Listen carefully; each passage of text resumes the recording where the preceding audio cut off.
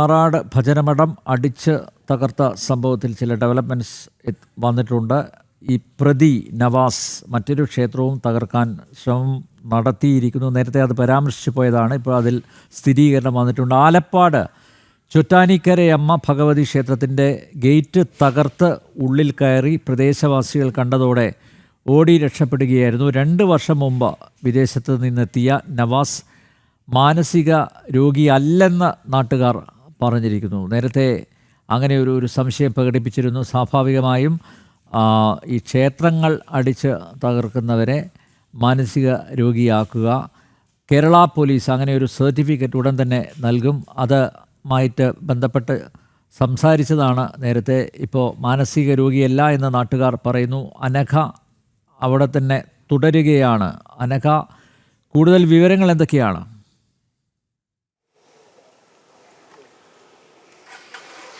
അനിൽ നമ്പ്യാർ, ഈ ഭജനമഠം അടിച്ചു തകർത്തതിന് ശേഷം ഈ പ്രതിയായിട്ടുള്ള നവാസ് നേരെ വന്നത് നമ്മൾ ഈ ദൃശ്യങ്ങളിൽ കാണുന്ന ചോറ്റാനിക്കര അമ്മ ഭഗവതി ക്ഷേത്രത്തിലേക്കാണ്.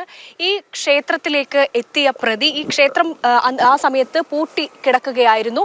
ആ സമയം ഈ ക്ഷേത്രത്തിലെ ഈ ഗേറ്റ് അടിച്ച് തകർക്കുകയും അതിനുശേഷം ഈ അമ്പലത്തിന് ഉള്ളിലേക്ക് പ്രവേശിക്കുകയും ചെയ്തു. ആ സമയത്ത് ഈ പ്രദേശത്തെ ആളുകളൊക്കെ തന്നെ ഈ പ്രതിക്ക് പിന്നാലെ ഉണ്ടായിരുന്നു. അതിനുശേഷം ഈ പ്രതിയായിട്ടുള്ള നവാസിനെ ഇവിടെ വെച്ച്, ഈ ക്ഷേത്രത്തിനകത്ത് വെച്ച് ഈ ആളുകൾ കൂടി പുറത്തേക്ക് കൊണ്ടുപോവുകയായിരുന്നു.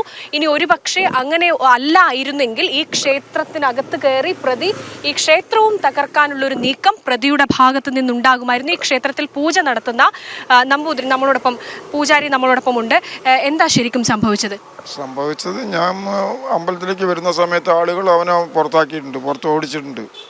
അപ്പം ഗേറ്റ് അടിച്ച് പൊളിച്ച് ഉള്ളിൽ കയറി അതിലേക്ക് കടന്നു കയറ്റി. പിന്നെ ഉള്ളിലൊന്നും കാര്യമായിട്ട് ചെയ്യാൻ കഴിഞ്ഞില്ല. ജനങ്ങൾ കൂടിയപ്പം അതേപാടെ ഇറങ്ങിപ്പോയിക്കുകയാണ്. അതാണ് ഇതിൻ്റെ സംഭവം. അത് തന്നെയാണ് അനിൽ നമ്പ്യാർ. അതായത് ആ സമയത്ത് ഈ പ്രദേശത്ത് ആളുകൾ ഉണ്ടായിരുന്നു. ഈ ആളുകൾ ഉള്ളത് കൊണ്ട് മാത്രമാണ് ഈ ക്ഷേത്രം തകർക്കാൻ ഈ പ്രതിയായിട്ടുള്ള നവാസിന് കഴിയാതെ പോയത്. അല്ലായിരുന്നെങ്കിൽ ഈ ക്ഷേത്രത്തിനുള്ളിലേക്ക് കൃത്യമായി കടക്കുമായിരുന്നു. അതായത് കൃത്യമായി പ്ലാൻ ചെയ്തുകൊണ്ട് തന്നെയാണ് ഈ നവാസ് ഈ പരിസരത്തേക്ക് വന്നിരിക്കുന്നത്. അതായത് ഭജനമഠം അടിച്ചു തകർത്തു. അതിനുശേഷം ദൃശ്യങ്ങളിൽ കാണുന്നത് നവാസ് തകർത്ത് അഭിനയിക്കുന്നതാണ്. മാനസിക രോഗ വിഭ്രാന്തി പുലർത്തുന്ന ദൃശ്യങ്ങളാണ് ഇപ്പോൾ കാണുന്നത്. അപ്പോൾ സ്വാഭാവികമായി സ്വയം അദ്ദേഹത്തിന് നവാസിന് മനസ്സിലായി, അയാൾക്ക് മനസ്സിലായിരിക്കുന്നു മാനസിക രോഗിയായി അഭിനയിക്കേണ്ട ഒരു മുഹൂർത്തമാണ് ഇത്. നവാസിൻ്റെ റോൾ ഭംഗിയായി നിർവഹിക്കുന്നുണ്ട് എന്നാണ് ദൃശ്യങ്ങളിൽ നിന്ന് മനസ്സിലാവുന്നത്. അതേസമയം നാട്ടുകാർ പറയുന്നു ഇദ്ദേഹത്തിന് അസുഖമൊന്നും ഇല്ല എന്നും.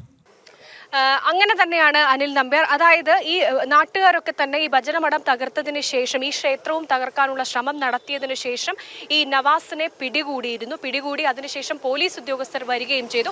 ആ സമയത്ത് ഒരു അതായത് തനിക്കെന്തോ രോഗമുള്ളതുപോലെ പോലീസുകാരെ മർദ്ദിക്കുകയും ചെയ്തിരുന്നു. പക്ഷേ അങ്ങനെ ഒരു രോഗിയാണെങ്കിൽ പോലും ആ സമയത്ത് താനൊരു സംഘടനയിൽപ്പെട്ട ആളാണ് എന്ന് ഈ നവാസ് പറയുന്നുണ്ട്. അതാണ് ഏറ്റവും ശ്രദ്ധേയം.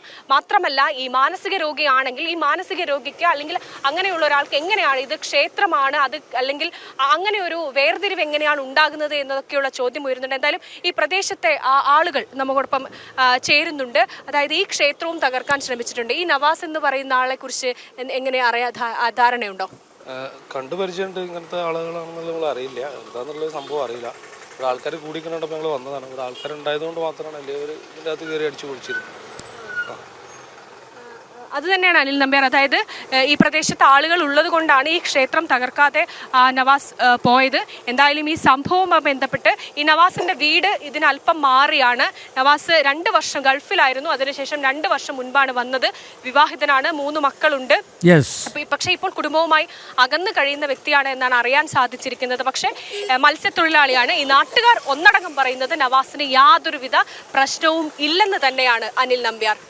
ക്ഷേത്രവും ഭജനമഠവും കാണുമ്പോൾ ഹാലളകുന്നത് ഒരു പ്രത്യേക മനോരോഗം തന്നെയാണ്. കോഴിക്കോട് മാറാട് ഭജനമഠം അടിച്ചു തകർത്ത പ്രതി മറ്റൊരു ക്ഷേത്രവും തകർക്കാൻ ശ്രമം നടത്തി. ആലപ്പാട് ചോറ്റാനിക്കരയമ്മ ഭഗവതി ക്ഷേത്രത്തിൻ്റെ ഗേറ്റ് തകർത്ത് നവാസ് ഉള്ളിൽ കയറി പ്രദേശവാസികൾ കണ്ടതോടെ ഓടി രക്ഷപ്പെടുകയായിരുന്നു. 2 വർഷം മുമ്പ് വിദേശത്ത് നിന്നെത്തിയ നവാസിന് മാനസിക രോഗമില്ല എന്ന് നാട്ടുകാർ തറപ്പിച്ച് പറയുന്നു. അനഖയാണ് കൂടുതൽ വിവരങ്ങൾ നൽകിയത്.